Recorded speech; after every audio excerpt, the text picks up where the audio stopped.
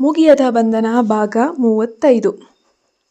ಮರುದಿನ ಬೆಳಗ್ಗೆ ಕಾವ್ಯ ಉಪಹಾರ ಸೇವಿಸ್ತಿರುವಾಗ ಅವಳ ಅಂಗರಕ್ಷಕ ಕರೆ ಮಾಡ್ತಾನೆ. ಮೇಡಮ್, ನಾವೆಲ್ಲವನ್ನ ಪರಿಶೀಲಿಸಿದೆ. ನೆನ್ನೆ ರಾತ್ರಿ ಸುಹಾಸು ಅನ್ವಿತಾಳನ್ನು ಒಬ್ಬ ಹುಡುಗಿಯ ಮನೆಗೆ ಕರೆದೊಯ್ದಿದ್ದಾರೆ. ಅವರು ಅಲ್ಲಿ ಸುಮಾರು 3 ಗಂಟೆಗಳ ಕಾಲ ಸತತವಾಗಿ ಅನಂತರವೇ ಅಲ್ಲಿಂದ ಹೊರಟು ಬಂದಿದ್ದಾರೆ.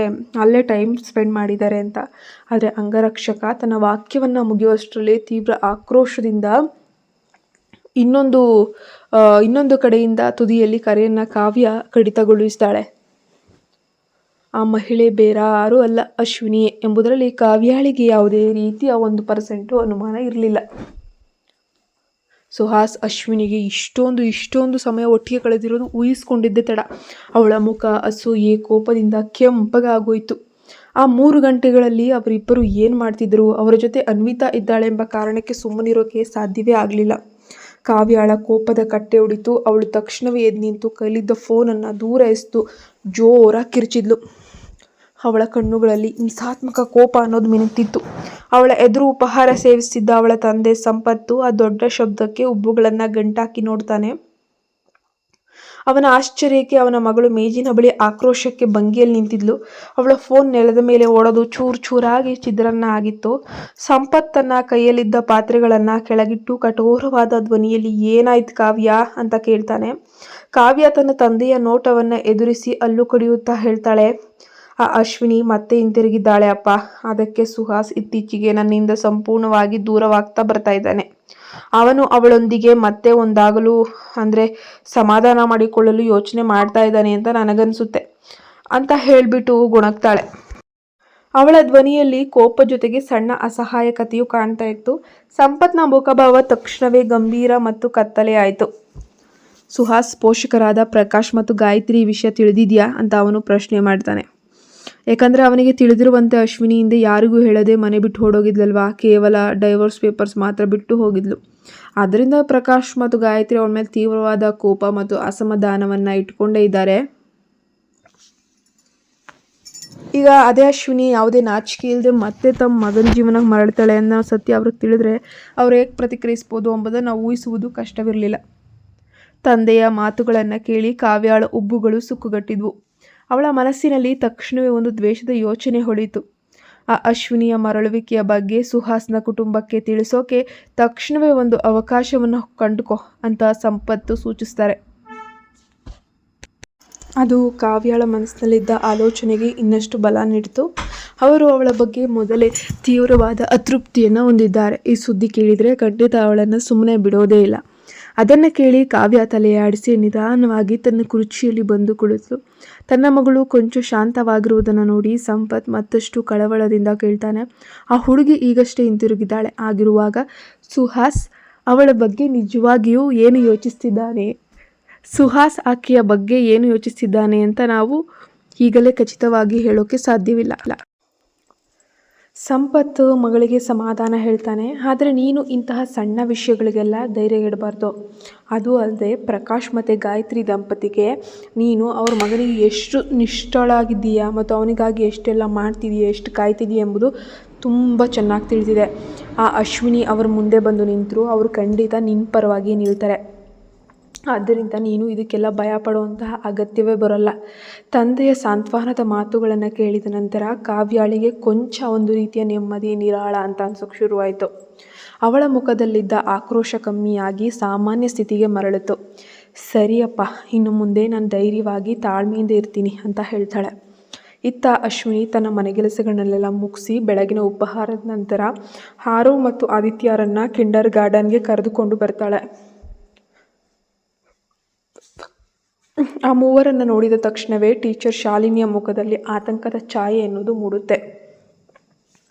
ಅವರು ಕಾಳಜಿಯಿಂದ ಆರವ್ ಮತ್ತು ಆದಿತ್ಯ ಹೇಗಿದ್ದಾರೆ ಮೇಡಮ್, ಈಗ ಅವರಿಬ್ಬರಿಗೂ ಹುಷಾರಿದೆಯಾ ಅಂತ ವಿಚಾರಿಸ್ತಾರೆ. ಅಶ್ವಿನಿ ಮುಗುಳ್ನಗುತ್ತಾ ತಲೆ ಆಡಿಸ್ತಾಳೆ. ಹೌದು ಟೀಚರ್, ಈಗ ಅವರಿಬ್ಬರು ಸಂಪೂರ್ಣವಾಗಿ ಚೆನ್ನಾಗಿದ್ದಾರೆ. ನಿಮ್ಮ ಕಾಳಜಿಗೆ ತುಂಬ ಧನ್ಯವಾದಗಳು ಅಂತ ಹೇಳ್ತಾಳೆ. ಆ ಇಬ್ಬರು ಪುಟಾಣಿ ಹುಡುಗರು ಟೀಚರ್ ಶಾಲಿನಿಯನ್ನು ನೋಡಿ ಗೌರವದಿಂದ ಶುಭೋದಯ ಟೀಚರ್ ಶಾಲಿನಿ ಅಂತ ಮುದ್ದಾಗಿ ಸ್ವಾಗತಿಸ್ತಾರೆ. ಆ ಮಕ್ಕಳಿಬ್ಬರು ಎಷ್ಟು ವಿನಮ್ರವಾಗಿ ಮತ್ತು ಬುದ್ಧಿವಂತಿಕೆಯಿಂದ ನಡೆದುಕೊಳ್ಳುತ್ತಾರೆ ಎಂಬುದನ್ನು ನೋಡಿ ಶಾಲಿನಿಯ ಕಣ್ಣುಗಳಲ್ಲಿ ಸ್ವಾಭಾವಿಕವಾಗಿಯೇ ವಾತ್ಸಲ್ಯ ಅನ್ನೋದು ತುಂಬಿ ಬಂತು. ಅವರು ಹೀಗೆ ಮಾತನಾಡುತ್ತಾ ನಿಂತಿರುವಾಗ ಇದ್ದಕ್ಕಿದ್ದಂತೆ ರಸ್ತೆಯ ಬದಿಯಲ್ಲಿ ಕಾರಿನ ಬಾಗಿಲು ತೆರೆದು ಮುಚ್ಚುವಂತಹ ಶಬ್ದ ಅನ್ನೋದು ಕೇಳಿಸುತ್ತೆ. ಎಲ್ಲರೂ ತಕ್ಷಣವೇ ಆ ಕಡೆಗೆ ತಿರುಗಿ ನೋಡ್ತಾರೆ. ಅಲ್ಲಿ ಬೀದಿಯಲ್ಲಿ ಕಪ್ಪು ಬಣ್ಣದ ಬೆಂಟ್ಲಿ ಕಾರೊಂದು ಬಂದು ನಿಲ್ಲುತ್ತೆ. ಅದರ ಗಾಂಭೀರ್ಯ ಎಲ್ಲರ ಗಮನವನ್ನು ಸೆಳೀತಾ ಇತ್ತು. ಸುಹಾಸ್ ಕಾರಿನಿಂದ ಕೆಳಗಿಳಿದು ಹಿಂಭಾಗದ ಸೀಟ್ನಲ್ಲಿದ್ದಂತಹ ತನ್ನ ಮಗಳು ಅನ್ವಿತಾಳನ್ನು ಎತ್ಕೊಳ್ತಾನೆ. ಅವಳನ್ನು ತೋಳುಗಳಲ್ಲೇ ಹಿಡಿದುಕೊಂಡೇ ಶಾಲೆಯ ಪ್ರವೇಶ ದ್ವಾರದವರೆಗೆ ಕರೆದುಕೊಂಡು ಹೋಗೋಕ್ಕೆ ಅವನು ಬಯಸ್ತಾನೆ. ಆದರೆ ಅನ್ವಿತಾಗೆ ದಾರಿ ಇಲ್ಲದ ಅಶ್ವಿನಿ ಮತ್ತು ಅವಳ ಮಕ್ಕಳು ಕಣ್ಣಿಗೆ ಬಿದ್ದ ತಕ್ಷಣವೇ ತಂದೆಯ ಕೈಯಲ್ಲೇ ಇರಲು ಹಿಂಜರಿದು ಕೆಳಗಿಳಿಯಲು ತಂಟೆ ಮಾಡ್ತಾಳೆ. ಅದೃಷ್ಟವಶಾತ್ ಸುಹಾಸ್ ಅವಳ ಮುದ್ದಾದ ಹಠಕ್ಕೆ ಮಣಿದು ಮಗಳು ಬಯಸಿದಂತೆ ಅವಳನ್ನು ಕೆಳಗೆ ನೆಲದ ಮೇಲೆ ನಿಲ್ಲಿಸ್ತಾನೆ. ಆದರೆ ಅವನು ಮತ್ತೆ ಅನ್ವಿತಾಳ ಕೈ ಹಿಡಿದುಕೊಳ್ಳಲು ಪ್ರಯತ್ನಿಸುವಷ್ಟರಲ್ಲೇ ಅವಳು ಈಗಾಗಲೇ ಅವನ ಹಿಡಿತದಿಂದ ಬಿಡಿಸಿಕೊಂಡು ಮುಂದೆ ಹೋಗಿದ್ಲು. ಒಂದು ಕ್ಷಣ ಸುಹಾಸ್ ತೀವ್ರವಾಗಿ ದಿಗ್ಭ್ರಮೆಗೊಳ್ತಾನೆ. ತಾನೇನಾಗ್ತಿದೆ ಎಂದು ಗ್ರಹಿಸುವಷ್ಟರಲ್ಲೇ ಅವನು ಹಿಂತಿರುಗಿ ಮಗಳು ಎತ್ತ ಓಡ್ತಿದ್ದಾಳೆ ಅಂತ ನೋಡ್ತಾನೆ. ಅವನ ಆಶ್ಚರ್ಯಕ್ಕೆ ಅಶ್ವಿನಿ ಮತ್ತು ಅವಳ ಮಕ್ಕಳು ಅತ್ಯಂತ ಪ್ರೀತಿಯಿಂದ ನಗುತ್ತಾ ಅನ್ವಿತಾಳನ್ನೇ ನೋಡ್ತಾ ಇದ್ರು. ಅಶ್ವಿನಿಯೂ ಸಹ ಮುದ್ದಾದ ಹುಡುಗಿಯತ್ತ ಕೆಲ ಹೆಜ್ಜೆಗಳನ್ನು ಮುಂದೆ ಇಟ್ಲು. ಅನ್ವಿತಾ ಬಂದು ಅಶ್ವಿನಿಯ ಕಾಲನ್ನು ಅಪ್ಪಿಕೊಂಡಾಗ ಸುಹಾಸ್ನ ಕಣ್ಣುಗಳಲ್ಲಿ ಆಶ್ಚರ್ಯ ಹಾಗೂ ಒಂದು ರೀತಿಯ ವಿಚಿತ್ರ ಅನುಭೂತಿ ಮೂಡಿತ್ತು. ಅನ್ವಿತಾ ಕಿಂಡರ್ ಗಾರ್ಡನ್ ಪ್ರವೇಶ ದ್ವಾರದ ಕಡೆಗೆ ಉತ್ಸಾಹದಿಂದ ಬಂದು ಅಶ್ವಿನಿ, ರೋಜಾ ಅಂದರೆ ಹುಡುಗರಿಗೆ ಖುಷಿಯಿಂದ ಕೈ ಬೀಸುವುದನ್ನು ನೋಡುವುದು ಅತ್ಯಂತ ಅಪರೂಪದ ದೃಶ್ಯವಾಗಿ ಕಾಣ್ತಿತ್ತು. ರಸ್ತೆ ಸುರಕ್ಷತೆಯ ಬಗ್ಗೆ ಕೊಂಚವೂ ಕಾಳಜಿ ವಹಿಸದೆ ತೀವ್ರ ಉತ್ಸಾಹದಿಂದ ಬರ್ತಿದ್ದ ಪುಟ್ಟ ಹುಡುಗಿಯನ್ನು ಕಂಡು ಅಶ್ವಿನಿ ಬೇಗನೆ ಮುನ್ನಡೆದು ಬಂದು ಅವಳ ಕೈ ಹಿಡಿದುಕೊಂಡ್ಳು. ಅದೇ ಸಮಯದಲ್ಲಿ ಸುಹಾಸ್ ಶಾಂತವಾಗಿ ತಮ್ಮ ಕಡೆಗೆ ನಡೆದು ಬರುವುದನ್ನು ಕಂಡಾಗ ಅಶ್ವಿನಿಯ ಮನಸ್ಸಿನಲ್ಲಿ ಒಂದು ರೀತಿಯ ಸಣ್ಣ ಭಯದ ಆತಂಕ ಕೂಡ ಮೂಡಿತು. ಅನ್ವಿತಾ ಅಶ್ವಿನಿಯ ಕೈ ಹಿಡಿದು ಪ್ರೀತಿಯಿಂದ ಮುಗುಳ್ನಕ್ಳು. ನಡೆದಾಡುವುದನ್ನು ನಿಲ್ಲಿಸಿದ ತಕ್ಷಣವೇ ಅವಳು ಅಶ್ವಿನಿಯ ಕಾಲನ್ನು ಅತ್ಯಂತ ಪ್ರೀತಿಯಿಂದ ಕೆಳಗೆ ಅಪ್ಪಿಕೊಂಡ್ಳು. ಇದನ್ನು ಕಂಡು ಆರವ್ ಮತ್ತು ಆದಿತ್ಯರಿಗೆ ಯಾವುದೇ ರೀತಿಯ ಅಸೂಯೆ ಎನಿಸಲಿಲ್ಲ. ಬದಲಾಗಿ ಅವರಿಬ್ಬರು ಅನ್ವಿತಾಳನ್ನು ದೊಡ್ಡ ಹಾಗೂ ಸ್ನೇಹಪರ ನಗುವಿನೊಂದಿಗೆ ಸ್ವಾಗತಿಸಿದರು. ಅಂತಿಮವಾಗಿ ಸುಹಾಸ್ ಅವರ ಹತ್ತಿರಕ್ಕೆ ಬಂದಾಗ ಆದಿತ್ಯ ಧೈರ್ಯ ಮಾಡಿ ಮುಂದೆ ಬಂದು ಸುಹಾಸ್ನ ತೋಳನ್ನು ಹಿಡಿದು ನಿಧಾನವಾಗಿ ಎಳಿತಾಳೆ. ಕೊಂಚ ಗೊಂದಲಕ್ಕೊಳಗಾದ ಸುಹಾಸ್ ತಲೆ ತಗ್ಗಿಸಿ ಆ ಪುಟಾಣಿ ಹುಡುಗಿಯತ್ತ ನೋಡ್ತಾನೆ. ಶುಭೋದಯ ಮಿಸ್ಟರ್ ಸುಹಾಸ್ ಅಂತ ಆದಿತ್ಯ ಉತ್ಸಾಹದಿಂದ ತನ್ನ ಮುಗ್ಧ ನಗುವಿನೊಂದಿಗೆ ಸ್ವಾಗತಿಸ್ತಾನೆ. ಸುಹಾಸ್ ತನ್ನ ಒಬ್ಬುಗಳನ್ನು ಕೊಂಚ ಮೇಲಕ್ಕೆತ್ತಿ ಆಶ್ಚರ್ಯ ವ್ಯಕ್ತಪಡಿಸುತ್ತಾನೆ. ಆದರೆ ಅವನ ಆಶ್ಚರ್ಯವು ತಕ್ಷಣವೇ ಮೃದುವಾದ ವಾತ್ಸಲ್ಯಕ್ಕೆ ತಿರುಗಿತ್ತು. ಓ ಶುಭೋದಯ ಅಂತ ಅವನು ಮೆಲ್ಲನೆ ಉತ್ತರಿಸ್ತಾನೆ. ತಂದೆಯ ಬಾಯಿಂದ ಪ್ರತಿಕ್ರಿಯೆಯನ್ನು ಕೇಳಿದ ತಕ್ಷಣವೇ ಆದಿತ್ಯನ ಮುಖ ಇನ್ನಷ್ಟು ಪ್ರಕಾಶಮಾನವಾಗಿ ಬೆಳಗತ್ತೆ. ಆದರೆ ಪಕ್ಕದಲ್ಲೇ ನಿಂತಿದ್ದ ಆರವ್ ಮಾತ್ರ ತನ್ನ ತುಟಿಗಳನ್ನು ಬಿಗಿಯಾಗಿ ಹಿಡಿದುಕೊಂಡು ಯಾವುದೇ ಭಾವನೆಗಳನ್ನು ತೋರಿಸದೆ ಸುಹಾಸ್ಗೆ ಗೌರವದಿಂದ ತಲೆ ಆಡಿಸ್ತಾನೆ. ಸುಹಾಸ್ ಆರವ್ನಂತ ನೋಡಿ ಅದೇ ರೀತಿಯ ಗೌರವವಾದ ಸ್ವಾಗತ ನೀಡ್ತಾನೆ. ಎರಡೂ ಕುಟುಂಬಗಳು ಪರಸ್ಪರ ಎಷ್ಟು ಹತ್ತಿರವಾಗಿದ್ದಾವೆ ಅಂತ ಅನ್ವಿತಾ ಅಶ್ವಿನಿಯೊಂದಿಗೆ ಹೇಗೆ ಬೆರೆತಿದ್ದಾಳೆ ಎಂಬುದನ್ನು ನೋಡಿ ಶಾಲಿನಿ ಟೀಚರ್ ಚಿಂತಾಶೀಲವಾಗಿ ಹೇಳಿದರು. ವಾವ್ ಶ್ರೀಮತಿ ಅಶ್ವಿನಿ, ನೀವು ಅನ್ವಿತಾ ಜೊತೆಯೂ ಅತ್ಯಂತ ಆತ್ಮೀಯ ಹಾಗೂ ಒಳ್ಳೆಯ ಬಾಂಧವ್ಯವನ್ನು ಹೊಂದಿರುವಂತೆ ತೋರ್ತಿದೆ. ಇದು ನಿಜಕ್ಕೂ ತುಂಬ ಅಪರೂಪ ಗೊತ್ತಾ. ನಾನು ಅವಳಿಗೆ ಬಹಳ ಸಮಯದಿಂದ ಶಿಕ್ಷಕಿಯಾಗಿದ್ದೀನಿ. ಆದರೆ ಅವಳು ಎಂದಿಗೂ ನನ್ನೊಂದಿಗೆ ಇಷ್ಟೊಂದು ಹತ್ತಿರವಾಗಿ ಬೆರೆತಿರಲಿಲ್ಲ. ಇಷ್ಟೊಂದು ಕ್ಯೂಟಾಗಿ ಯಾವುದಕ್ಕೂ ಕೂಡ ರಿಯಾಕ್ಟೇ ಮಾಡ್ತಿರ್ಲಿಲ್ಲ. ಅಶ್ವಿನಿ ತನ್ನ ಕಾಲನ್ನು ಹಿಡಿದು ನಿಂತಿದ್ದ ಪುಟ್ಟ ಹುಡುಗಿಯತ್ತ ನೋಡಿ ಮೃದುವಾಗಿ ನಕ್ಕಳು. ಅನ್ವಿತಾ ಅಶ್ವಿನಿಯ ಕಡೆಯಿಂದ ಕದಲಲು ಸಂಪೂರ್ಣವಾಗಿ ನಿರಾಕರಿಸ್ತಾಳೆ. ಆದರೆ ಅದರಿಂದ ಯಾರಿಗೂ ತೊಂದರೆಯಾಗಲಿಲ್ಲ. ಯಾಕಂದರೆ ಅದು ಇನ್ನೂ ಮುಂಜಾನೆಯ ಸಮಯವಾಗಿದ್ದರಿಂದ ಕಿಂಡರ್ ಗಾರ್ಡನ್ಗೆ ಇನ್ನೂ ಹೆಚ್ಚಿನ ಮಕ್ಕಳು ಬಂದೇ ಇರಲಿಲ್ಲ. ಇನ್ನೂ ತುಂಬ ಸಮಯ ಇತ್ತು. ಹಾಗಾಗಿ ಅಶ್ವಿನಿ ಮತ್ತು ಮಕ್ಕಳು ಪ್ರವೇಶ ದ್ವಾರದ ಬಳಿಯೇ ನಿಂತು ಶಾಲಿನಿ ಜೊತೆ ಮಾತಾಡೋಕೆ ನಿರ್ಧರಿಸ್ತಾರೆ. ಅದೃಷ್ಟವಶಾತ್ ಸುಹಾಸ್ ಇಂದಿನ ರಾತ್ರಿ ಕಿಂಡರ್ ಗಾರ್ಡನ್ ಪ್ರಾಂಶುಪಾಲರಿಗೆ ಕರೆ ಮಾಡಿ ಆ ಅವಳಿ ಮಕ್ಕಳನ್ನು ಶಾಲೆಯಿಂದ ಹೊರಹಾಕುವ ನಿರ್ಧಾರವನ್ನು ದಯವಿಟ್ಟು ರದ್ದುಗೊಳಿಸುವಂತೆ ಕಟ್ಟುನಿಟ್ಟಾಗಿ ಕೇಳಿಕೊಂಡಿದ್ದನು. ಆದ್ದರಿಂದ ಆರವ್ ಆದಿತ್ಯ ಶಾಲೆಯಿಂದ ಹೊರಹೋಗುವ ಸ್ಥಿತಿಯಲ್ಲಿದ್ದರೂ ಕೂಡ ಎಂಬ ಸತ್ಯವನ್ನು ಶಾಲೆ ಟೀಚರ್ ಒಮ್ಮೆಯೋ ಅಂದರೆ ಅಶ್ವಿನಿಯ ಬಳಿ ಪ್ರಸ್ತಾಪವನ್ನು ಮಾಡಲೇ ಇಲ್ಲ, ಹಿಡ್ಲೂ ಇಲ್ಲ. ಸ್ವಾಭಾವಿಕವಾಗಿಯೇ ಈ ಹಿಂದಿನ ಘಟನೆಗಳ ಬಗ್ಗೆ ಅಶ್ವಿನಿಗೆ ಏನೂ ತಿಳಿದಿಲ್ಲ. ಮೂವರು ಮಕ್ಕಳು ಆರವ್, ಆದಿತ್ಯ ಮತ್ತು ಅನ್ವಿತಾ ಒಟ್ಟಿಗೆ ಕೈ ಹಿಡಿದು ಶಾಲೆಯೊಳಗೆ ನಡೆದ ನಂತರ ಅಶ್ವಿನಿ ತನ್ನ ಕೆಲಸಕ್ಕೆ ಹೊರಡಲು ತಿರುಗ್ತಾಳೆ. ಆದರೆ ಆಕಸ್ಮಿಕವಾಗಿ ಸುಹಾಸ್ನ ಗಂಭೀರ ನೋಟ ಅವಳ ಕಣ್ಣುಗಳಿಗೆ ಎದುರಾದಾಗ ಅವಳ ಹೃದಯ ಒಂದು ಕ್ಷಣ ನಿಂತು ಹೋದಂಗಾಯಿತು. ಅವಳು ಶಾಲಿನಿ ಟೀಚರ್ನೊಂದಿಗೆ ಮಾತನಾಡುವುದರಲ್ಲಿ ಎಷ್ಟು ನಿರತಳಾಗಿದ್ದಾಳೆ ಅಂದರೆ ಸುಹಾಸ್ ತನ್ನ ಹಿಂದೆ ಸದ್ದಿಲ್ಲದೆ ನಿಂತಿದ್ದಾನೆ ಅನ್ನೋದನ್ನು ಬಹುತೇಕ ಮರೆತೇ ಬಿಟ್ಟಿದ್ದಾಳೆ. ಸುಹಾಸ್ ಏನಾದರೂ ಮಾತನಾಡುವ ಮೊದಲೇ ಅಶ್ವಿನಿ ಧಾವಂತದಿಂದ ಅನಗತ್ಯವಾಗಿ ಬೇರೇನೂ ಇಲ್ಲದಿದ್ದರೆ ನಾನೇ ನನ್ನ ಕೆಲಸಕ್ಕೆ ಹೊರಡ್ತಿದ್ದೇನೆ ಮಿಸ್ಟರ್ ಸುಹಾಸ್ ಅಂತ ಅಂತರ ಕಾಯ್ದುಕೊಳ್ಳುತ್ತಾ ಕೇಳಲು. ಅಶ್ವಿನಿ ಧಾವಂತದ ಮಾತುಗಳಿಂದ ಸುಹಾಸ್ ಹೇಗೆ ಪ್ರತಿಕ್ರಿಯಿಸ್ತಾನೋ, ಗಾಯದ ಮೇಲೆ ಮನೆಯಲ್ಲಿರುವ ಮಲನ್ ಬಗ್ಗೆ ವಿಚಾರಿಸ್ತಾನ. ಅಶ್ವಿನಿ ಅಲ್ಲಿಂದ ತರಾತುರಿಯಲ್ಲಿ ವೇಗವಾಗಿ ನಡೆದು ಹೋದ್ಲು. ಅವಳು ದೂರ ಹೋಗ್ತಿರುವುದನ್ನು ದಿಟ್ಟಿಸ್ತಿದ್ದ ಸುಹಾಸ್ ಕಣ್ಣುಗಳಲ್ಲಿ ವಿಚಿತ್ರ ಭಾವನೆಯೊಂದು ಕವಿತು. ಸ್ವಲ್ಪ ಸಮಯದ ಹಿಂದೆ ಅಶ್ವಿನಿ, ಅವಳ ಇಬ್ಬರು ಮಕ್ಕಳು ಹಾಗೂ ಅನ್ವಿತಾ ಟೀಚರ್ ಶಾಲಿನಿ ಜೊತೆ ಮಾತಾಡ್ತಿದ್ದ ದೃಶ್ಯವು ಸುಹಾಸ್ನನ್ನು ಯಾವುದೋ ಹೊಸ ಪ್ರಪಂಚಕ್ಕೆ ಕರೆದೊಯ್ತಿರೋ ಥರ, ಅವನಿಗೆ ಗೊತ್ತಿಲ್ಲದಿರೋ ಥರ ಆ ದೃಶ್ಯವು ಅವರಷ್ಟಕ್ಕೆ ಅವರೇ ಒಂದು ಸಂಪೂರ್ಣವಾದ ಸುಂದರ ಕುಟುಂಬದಂತೆ ಕಣ್ಣಿಗೆ ಕಟ್ತಿತ್ತು. ಅಶ್ವಿನಿ ತನ್ನ ಕಾರನ್ನೇರಿ ವೇಗವಾಗಿ ಹೊರಟು ಹೋದ ನಂತರವೇ ಸುಹಾಸ್ ಕೊನೆಗೂ ತನ್ನ ಆಲೋಚನೆಗಳಿಂದ ಹೊರಬಂದು ತನ್ನ ಕಪ್ಪು ಬೆಂಟ್ಲಿ ಕಾರಿನತ್ತ ನಡೀತಾನೆ.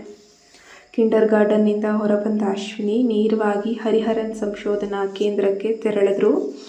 ರಾಜಾರತ್ನಂ ಕುಟುಂಬದಿಂದ ಅಗತ್ಯವಾದ ಗಿಡಮೂಲಿಕೆಗಳು ಮತ್ತು ಔಷಧಿಯ ಕಚ್ಚಾ ವಸ್ತುಗಳ ಪೂರೈಕೆ ತಡೆರಹಿತವಾಗಿ ಸಿಗಲು ಪ್ರಾರಂಭಿಸಿದ್ರಿಂದ ಅಲ್ಲಿಯವರೆಗೆ ನಿಂತು ಹೋಗಿದ್ದ ಪ್ರಮುಖ ವೈದ್ಯಕೀಯ ಸಂಶೋಧನೆ ಈಗ ಕ್ರಮೇಣ ಹಳ್ಳಿಗೆ ಬಂದು ಅತ್ಯಂತ ಸರಾಗವಾಗಿ ಮುಂದುವರಿತಾ ಇತ್ತು.